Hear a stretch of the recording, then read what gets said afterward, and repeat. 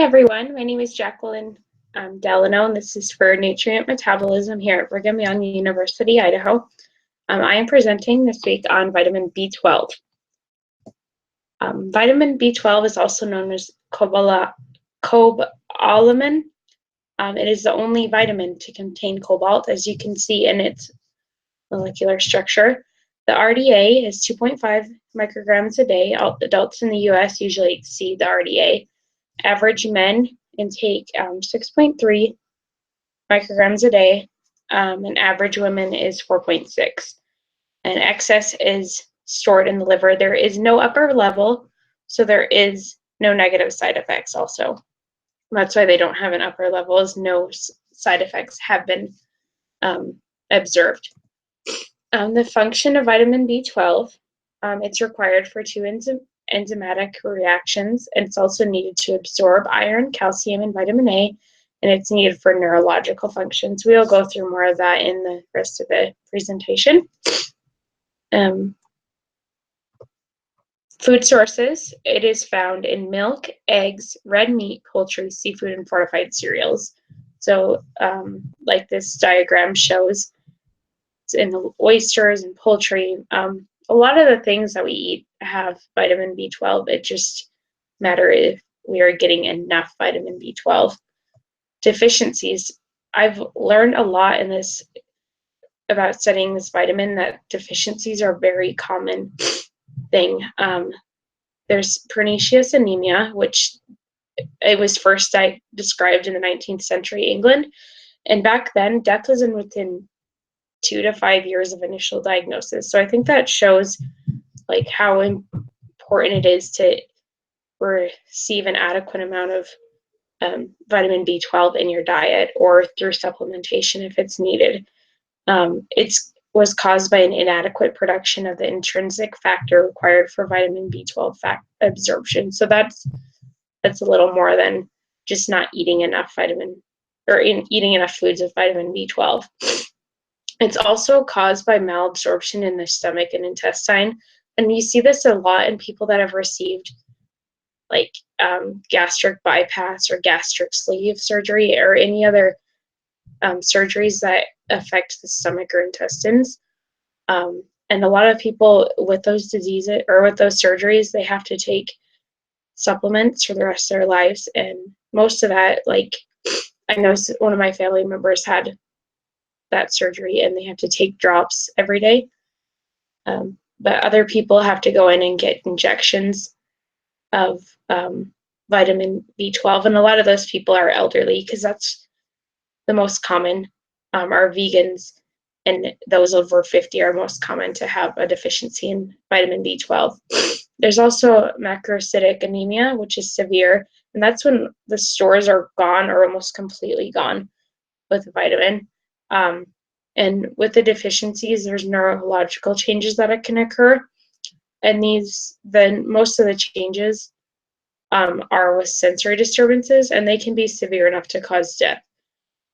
There's also with low vitamin B12 and high vitamin B6 and folate, there's elevated homocysteine, cystenic concentrations, and that's an amino acid. And like I said earlier, there's no upper level because no side effects have been observed from a large intake of vitamin B12, so there's no toxicities. That's why I have nothing listed about those. Functions and metabolism. It is proper red blood cell formation, neurological function, DNA synthesis, and cofactor for methionine synthesis and methylmelanin CoA mutase. And it's also helps with like our digestive system, and vitamin B12 just kind of helps the body in a lot of ways more than just red blood cell formation and other factors. Interesting facts. They keep your nerves and red blood cells happy, and as we read in the deficiencies, it can cause a lot of problems, but a proper intake will keep your body happy. And one thing I read was many deficiencies are first noticed because of fatigue. And it seems like so many disorders are first noticed by fatigue. So vitamin B12 can be one of the last that you look into, because they look into cancer and thyroid issues and a lot of others just by seeing fatigue. They're also needed to convert carbs into glucose, which increased energy. So that helps us to feel more energized. And that's where you hear a lot of people say, like, oh, if you're tired, take vitamin B12. It might not be because you're deficient. Because it helps with your neurological system. It can also reduce depression. It also helps maintain a healthy digestive system and helps protect against heart disease, which is also stroke and heart attacks. And a lot of women will take vitamin B12 for their hair, skin, and nails. So if you're interested in that, maybe you can look into supplementing or increasing your natural intake of vitamin B12. And research is also showing that it can help to protect against certain cancers like breast, colon, lung, and prostate, but there's nothing that's concrete right now. I found a lot in the media because it seems like vitamin B12 is one of those new crazes. One of the articles I said was, or found, was doctor's orders, 6 signs you might have a vitamin B12 deficiency. One is feeling exhausted. Another is you're taking medications for heartburn. Another is you have tingling and numbness in your hands and feet. If you have pale or yellowish skin, if you're depressed, or if you're forgetful. And that ties into the next article I found.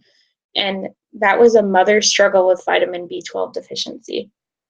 So the story is about a young woman who had just had a baby, new mother, and she was having some debilitating symptoms such as depression. So she got checked for like postpartum, and then she's also having forgetfulness. And she went, after speaking to other doctors, she was referred to a neurologist, and that neurologist gave her a memory test, and she did horrible on it. And he was like, well, maybe you have early onset Alzheimer's. Well, they decided to do a little more tests, just rather than say, oh, this is what you have. And it turned out that she had a vitamin B12 deficiency, and it was causing this forgetfulness and causing her to stop, not be able to pass a memory test. And I also was reading a book this last week, and it's just a normal story book, not a medical book or anything, but one of the main characters in it talks about going to get vitamin B12 deficient, or vitamin B12 shots for her deficiency. So it's something that is becoming more common now. In closing, vitamin B12 is an essential vitamin. Many of us are either deficient or know someone who is deficient in the vitamin. Vitamin B12 deficiencies are devastating and can leave an individual feeling hopeless. This is one of the reasons why a balanced diet is so important. I have a thyroid disease, and so I have a lot of the symptoms of vitamin B12, and my thyroid's been regulated for some time, and I've still been having a lot of the fatigue. So my doctor recently had me tested for vitamin B12 deficiency, and so I guess we'll see. I haven't received my results back yet, but just studying for this lesson kind of made me see that maybe I do have that problem, and maybe other people do too. And I know that through eating a healthy diet, a lot of times we can supply all of those needs, and sometimes we can't, and sometimes we have to get help. Sometimes after all we try, we still need help. And I'm thankful to be able to go to a school that provides so much help for all of us, that we are able to learn with the Spirit, and we're able to learn together. And I'm thankful to get to study this topic, and I hope everyone has a great rest of the semester. Thank you. And here are my references.